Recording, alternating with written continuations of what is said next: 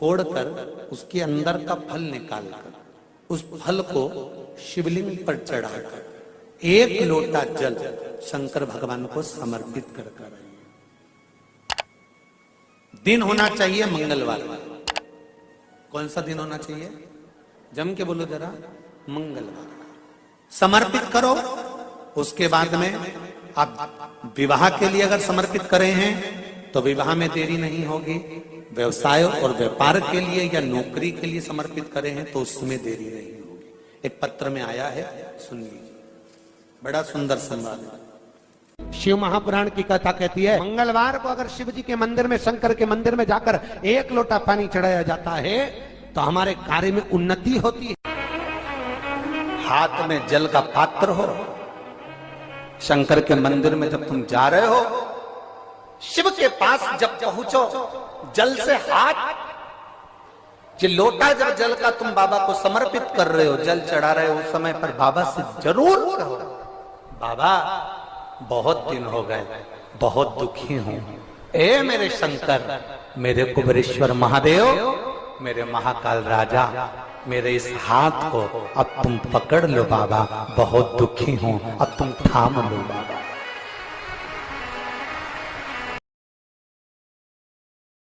दुनिया के लोग नहीं समझते कि शंकर पर जल चढ़ाने का क्या लाभ है।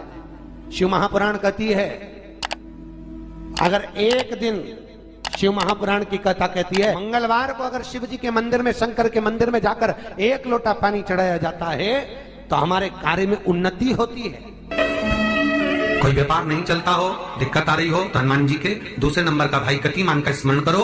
हनुमान जी के उल्टे पांव का सिंदूर लाकर गतिमान का नाम लेकर स्वस्तिक बना दिया जाए व्यापार वाली जगह पर, तो व्यापार अच्छा चलने लगता है महाराज। कोई व्यक्ति पैसा खा गया, नहीं दे रहा, बहुत परेशान हो गए, मांग मांग कर दे गए, नहीं दे रहा, हाथ जोड़ लिया, पांव जोड़ लिया, सब कुछ कर लिया, नहीं दे रहा, तो हनुमान जी के तीसरे नंबर का भाई रतिमान, रतिमान, गतिमान रतिमान, रतिमान का नाम लीजिए। पीपल के पत्ते पर लाल सिंदूर से जो व्यक्ति पैसा लेकर गया उसका नाम लेकर बहते हुए पानी में अपनी कामना कर रतिमान का नाम लेकर छोड़ दीजिए। 15 दिन में रतिमान ऐसी उतावली मानत मचाता है कि उसको हाथ जोड़कर वो खुद फोन लगाकर बोलता, भैया तेरा मैं पैसा लौटा दूंगा। रतिमान का स्मरण किया जाता है। रतिमान, ध्यान दीजिएगा, हनुमान का एक स्मरण, पंचमुखी हनुमान का एक भाव। महाराज, जैसे बहुत ज्यादा तकलीफ अगर व्यक्ति को हो गई है, बहुत कष्टमय जीवन चल रहा है, हार गए हर जगह से और तकलीफमय जीवन चल रहा है, तो पंचमुखी हनुमान का एक शिव महापुराण का और स्कंद पुराण का एक बड़ा सुंदर मंत्र है। उस मंत्र को आप सब एक बार हमारे साथ में बोलें। ओम नमो हनुमते रुद्र अवताराय सर्व शत्रु संहारणाय सर्व रोग हराय सर्व वशीकरणाय रामदूताय स्वाहा। बस इस मंत्र को हाथ में काली तिल लेकर, एक जौ लेकर और गूगल लेकर, थोड़ा सा उसमें गाय का घी डालकर, कंडे को या अग्नि को जलाकर इस मंत्र का 11 बार 21 बार जाप कर कर अपनी कामना कर कर छोड़ दीजिए। कैसा भी रोग हो, बीमारी हो, कष्ट हो, दुख हो, तकलीफ हो, 21 दिन के अंदर वो आनंद आना प्रारंभ कर देता है। इस मंत्र, स्कंद पुराण का, शिव महापुराण का ये मंत्र मूल पंचमुखी हनुमान सुख देते। और एक और चीज याद रखिए महाराज, यदि कोई काम के लिए जा रहे हो, कोई व्यापार के लिए जा रहे हो या नौकरी करने के लिए जा रहे हो और लगी नहीं रही, बहुत तकलीफ पा रहे हो, सर्विस ही नहीं लग रही, बहुत कष्टमय हो गया, तो निवेदन करूंगा 5 पीपल के पत्ते पर बेसन के 5 लड्डू घर में बने हुए, गाय के घी के 5 लड्डू रख लो। उस लड्डू के बीचों बीच एक आटे का दिया और उसमें तिल्ली का तिल डालकर इसी मंत्र का प्रयोग कर कर पंचमुखी हनुमान का किसी भी हनुमान के मंदिर में जाकर, दक्षिण मुखी हनुमान के मंदिर में जाकर उसको रख कर आ जाइए। इसके बाद आप उस काम के लिए जाइए, आपका काम सफल हो जाएगा। आपको किसी को नहीं कहना पड़ेगा कि हाथ जोड़ना नहीं पड़ेगा, किसी के पांव नहीं पड़ना पड़ेंगे, तुरंत काम होगा। बस इस मंत्र का स्मरण कर कर पंचमुखी हनुमान का भूतेश्वर जो मंत्र है वो सुख देने वाला। पूरे घर में वास्तु के हिसाब से केवल एक दीवार ऐसी होती है जहां पर हनुमान जी का चित्र लगाया जाए।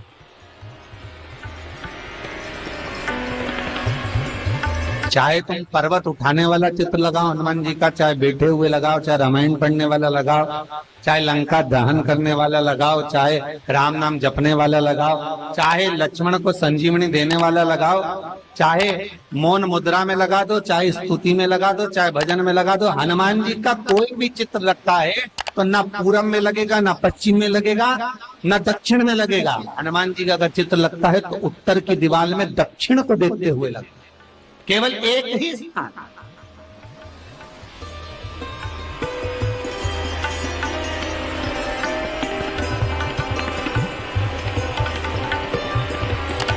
जैसे पूर्वजों के चित्र को, पितरों के चित्र को, गए हुए हमारे जीवों के चित्र को दक्षिण में विराजमान किया जाता है, उसी तरह हनुमान को उत्तर में विराजमान कर कर दृष्टि दक्षिण में कर दी।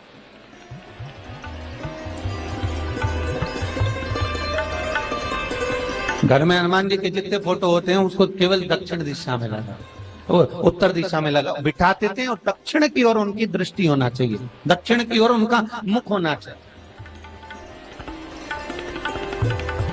क्यों महाराज? अगर व्यक्ति के जीवन में कोई बीमारी आने वाली है, व्यक्ति के जीवन में कोई रोग आने वाला है, व्यक्ति के जीवन में अगर कोई कष्ट आने वाला है, व्यक्ति के जीवन में अगर कोई परेशानी आने वाली है, व्यक्ति के जीवन में कोई एक्सीडेंट का योग भी बनने वाला है, तो शास्त्र कहता है वो दिशा दक्षिण से ही बनता है।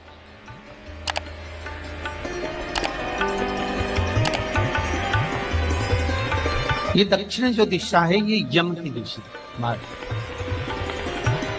यहाँ संपूर्ण परिवार के साथ यमराज अपने आनंद में निवास करते।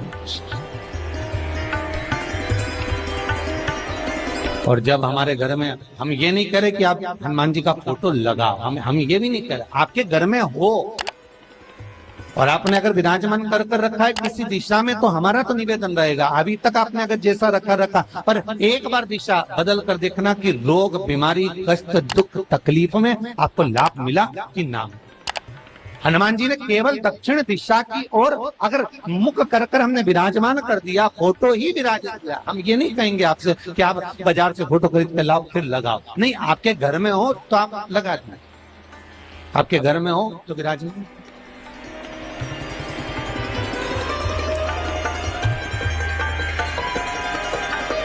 अच्छा, कितनी विपरीतता है वो भी आप जरा जानिएगा महाराज, कि शंकर भगवान के ऊपर जो जल चढ़ाया जाता है उसकी जलाधारी उत्तर में जाती है महाराज। भगवान शिव का जो जल जा रहा है वो उत्तर की ओर जा, और हनुमान जी को उत्तर में विराजमान कर कर मुख दक्षिण की ओर कर। क्यों? प्रबल दिशाओं में उत्तर और दक्षिण महाराज, ये जो दो दिशाएं, इनको साधने के लिए कोई देवता आगे नहीं। अगर इन दिशाओं को कोई साधने वाला है तो केवल एक देवाधिदेव महादेव ही हो सकता। काल का हरण करने वाला वो महाकाल ही हो सकता। शंकर का ही एक अवतार है हनुमान जी महाराज, रुद्र अवतार महाराज। हनुमान जी से कहा तुम दक्षिण की ओर दिशा पर संभालिए, शिव जी कहते हैं मेरा जल जब उत्तर की ओर जाएगा तो इस दिशा को मैं संभाल, चिंता ना करिए। जो स्मरण करने वाला होता है, भजन करने वाला होता है, कीर्तन करने वाला होता है, नाम जाप करने वाला होता है, उसका भी शास्त्र विधान करता है, उसका भी व्याख्यान वर्णन करता है कि जैसे एक दिशा के रूप में हनुमान जी महाराज को विराजमान कर कर दक्षिण की दिशा पर हम विजय, अर्थात रोग पर, बीमारी पर, कष्ट पर, तकलीफ पर हम विजय प्राप्त कर सकते। ऐसा नहीं कि ऐसा कोई रोग नहीं जिसकी दवा नहीं है, पर जब तक भगवान की कृपा नहीं होगी तब तक कोई औषधि मिल सकती नहीं, कुछ प्राप्त नहीं हो सकता। जब भगवान करुणा करते हैं तो आप रूप कुछ ना कुछ सुख की अनुभूति हो जाती है, अपने आप सुख का भान हो जाता है। तो जैसे दक्षिण का जो स्वामी तत्व है, दक्षिण पर जो दृष्टि देने वाले श्री हनुमान जी महाराज है, इसलिए हनुमान जी को उत्तर की दीवार पर विराजमान कर कर उनका मुख दक्षिण की ओर रखा जाता है। वास्तु शास्त्र के हिसाब से, वास्तु नियमों के हिसाब से सारे फोटो कहीं पर भी लगा सकते हो, पर हनुमान जी का अगर फोटो तुम्हारे घर में है, हनुमान जी अगर तुम्हारे घर में विराजमान है, हनुमान जी का चित्र तुम्हारे घर में विराजमान है, तो उसका मुख दक्षिण का होगा, तो रोग, बीमारी, तकलीफ, कष्ट ये सब दूर हटते।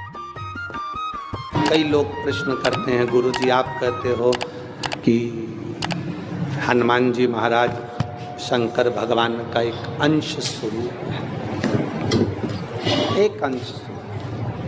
पूरी शिव महापुराण की कथा को उठाकर देखिए, स्कंद पुराण को, मत्स्य पुराण को, कूर्म पुराण को उठाकर देखिए। एक बाणासुर का चरित्र और एक श्री हनुमान जी महाराज का चरित्र बहुत सुंदर। शिव का एक अंश माता अंजना के तप साधना से शिव की प्रागट्यता और शंकर भगवान की प्रागट्यता से शंकर का स्वरूप प्रकट हो। इसीलिए तो कहते हैं शंकर सुमन केसरी।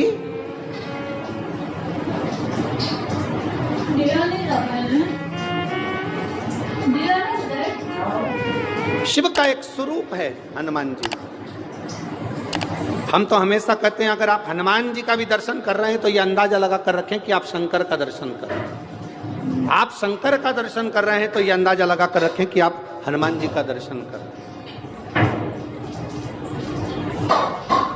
सब एक, कोई भेद नहीं, सब एक, कोई भेद नहीं। देवताओं, आप एक बेलपत्र, जैसे आप एक बेलपत्र कि ये दो जो पत्तियां होती हैं, जरा ध्यान देंगे, ये दो जो पत्ती नीचे की रहती है बेलपत्र, आगे का भाग एक बेलपत्र और नीचे की जो ये दो पत्तियां होती हैं, इन दो पत्तियों के ऊपर एक एक शमी पत्र। ये दो जो पत्तियां हैं, इन पत्तियों के ऊपर एक एक शमी पत्र और लाल चंदन ये रखकर कितना भी रोगीला व्यक्ति हो, रोग से ग्रसित व्यक्ति हो, जिंदगी में कितना ही दुख पड़ रहा हो, बेलपत्र की ये दोनों पत्ती जिसके ऊपर शमी पत्र रखकर, लाल चंदन रखकर श्री हनुमान जी महाराज और हनुमान जी महाराज के तीसरे नंबर के भाई श्री गतिमान जी। हनुमान जी कितने भाई हैं? 6। उसमें हनुमान, रतिमान, प्रतिमान, मतिमान, गतिमान, तो जो नीचे के क्रम में आते हैं श्री गतिमान जी, उन गतिमान जी और हनुमान जी का नाम लेकर जो शिवलिंग के ऊपर समर्पित कर देता है, रोग का निवारण होता ही है, रोग मुक्ति होती है। मंगल का प्रदोष निकाल कर रख लो कि मंगल का प्रदोष इस दिन पड़ रहा है, मंगल की त्रयोदशी तिथि पड़ रही है, प्रदोष व्रत मंगलवार का पड़ रहा है। और जिन लड़का लड़की को मंगल होते हैं, जिन कन्या और वर को मंगल होते हैं, केवल शंकर भगवान के मंदिर में जाकर चौमुखी दिया, 4 बत्ती का दिया आटे का, उसमें घी डालकर लड़की शंकर भगवान के मंदिर में मात्र 7 बार शंकर पे से उतार कर 3 बार स्वतः उतार कर शिव के मंदिर में रख देती है, उसका मंगल आड़े आता ही नहीं है, मंगल नहीं आता संग। मंगल प्रदोष व्रत का इतना महत्व है महाराज। जब जिस महीने में जो प्रदोष पड़ा करे, जब प्रदोष पड़े, बन सके 1 बेलपत्र, बन सके 5 बेलपत्र, शमी पत्र, हरे मूंग,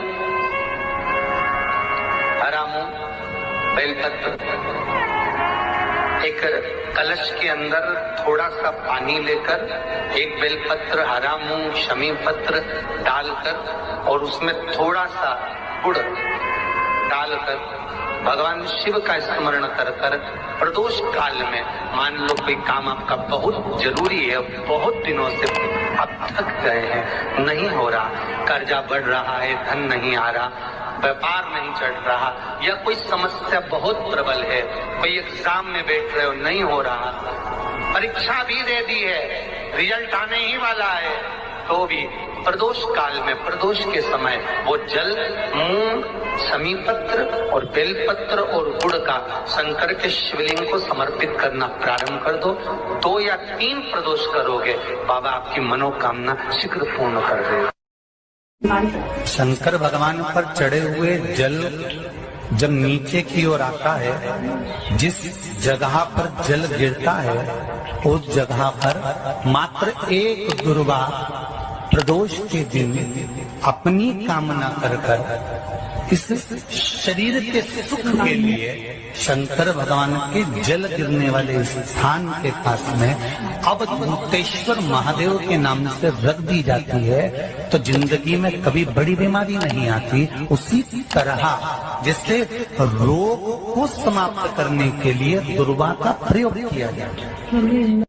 कभी ऐसा योग लगे आपके जीवन में कि आप जिस व्यापार को आपने करा उस व्यापार में आपको फल नहीं मिला, फिर आपने व्यापार चेंज करा, फिर बदल कर देखा, फिर उस व्यापार को कर देखा, उसमें फल नहीं मिला,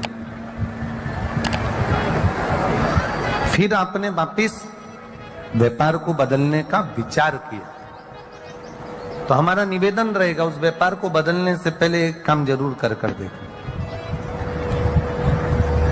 3 स्थान पर बेलपत्र को चढ़ा कर देखिएगा। अगर आपको लगे कि मैंने व्यापार बदल लिया, एक बार बदला, कई लोग ऐसे भी होते हैं जो पैसा इकट्ठा करते हैं, धन एकत्रित करते हैं, और कोई व्यापार ऐसा कर लेते हैं जिस व्यापार में धन चले जाता है तो वो धन वापिस नहीं आता, मारा वो व्यापार का धन वापिस नहीं आता, तो बड़े दुखी होता है कि भाई मेरा गया हुआ पैसा नहीं आ रहा, मैं बड़ा कष्ट में हूं, मेरा खुद का ही आ जाए ना तो मैं निहाल हो जाऊं, मेरा अपना ही नहीं आ रहा जो गया हुआ है, तो मैं क्या वर्णन करूं उसको, क्या उनके लिए भी ये प्रयोग, ये शिव विद्येश्वर संहिता का ये भाव बड़ा सुंदर है। आप व्यापार पर व्यापार बदल कर देख लिए, धन भी हमारा कहीं डूब गया, आ नहीं रहा है, तो प्रयास करना 3 स्थान पर चढ़ाई गई बेलपत्र हमें सुख का अनुभव करा देगी। बहुत ध्यान लगाइए। पहला, अशोक सुंदरी की जगह। अब ये बेलपत्र जब भी आप चढ़ाएंगे तो रविवार की अगर प्रदोष पड़ जाए, कौन से दिन? रविवार की प्रदोष के दिन ये प्रयोग अवश्य कर देखिएगा। ज्यादा बार नहीं करना है, केवल एक ही बार करना, बाबा स्वयं कृपा करेगा। अपने मंदिर में, अर्थात अपने घर के पास कोई मंदिर हो, शिवालय हो, देवालय हो, जहां शंकर भगवान विराजमान हो, शिवलिंग हो, ऐसी जगह पर अवश्य करें। हमें कहीं दूर जाकर ये प्रयोग नहीं करना, अपने शिवालय, अपने जो घर के आसपास में शिवालय हो वह। एक बेलपत्र अशोक सुंदरी वाली जगह। अब उसको अशोक सुंदरी की जगह पर भी चढ़ाने का तरीका क्या है? जब हम बेलपत्र चढ़ाएंगे तो उस बेलपत्र को चढ़ाते समय आपकी जो बेलपत्र की डंडी है, वो बेलपत्र, रविवार प्रदोष के दिन का ये उपाय है महाराज। ये बेलपत्र की जो डंडी है, इस डंडी का भाग शिवलिंग की ओर होना चाहिए। ये जो डंडी है, इसका भाग अशोक सुंदरी पर जब चढ़ाएंगे तो शिवलिंग की ओर इसका भाग होगा महाराज। दूसरी, बेलपत्र को जब हम समर्पित करेंगे, जया, विषहरा, शामरीवारी, दौतली, देव, मान लो जलाधारी ऊपर नहीं है शंकर जी के, तो उसका स्मरण कर कर 5 कन्याओं का नाम लेकर जया, विषहरा, शामलीवारी, दौतली, देव, इनका स्मरण कर कर शंकर भगवान के शिवलिंग पर बेलपत्र रखेंगे। बेलपत्र कहाँ रखना है? आप अगर यहाँ बैठे हो तो आपके विपरीत में डंडी का मुख होना चाहिए। ये बेलपत्र की जो डंडी है, इसका मुख आपके विपरीत में हो। आप यहाँ बैठे हो तो डंडी उधर होगी, आप इधर बैठे हो तो डंडी का मुख इधर होगा, आप उधर बैठे हो तो डंडी का मुख इधर होगा। आपके ठीक विपरीत की ओर डंडी का मुख हो। ये 2 जगह बेलपत्र समर्पित करने के बाद तृतीय बेलपत्र शिवलिंग की जो जला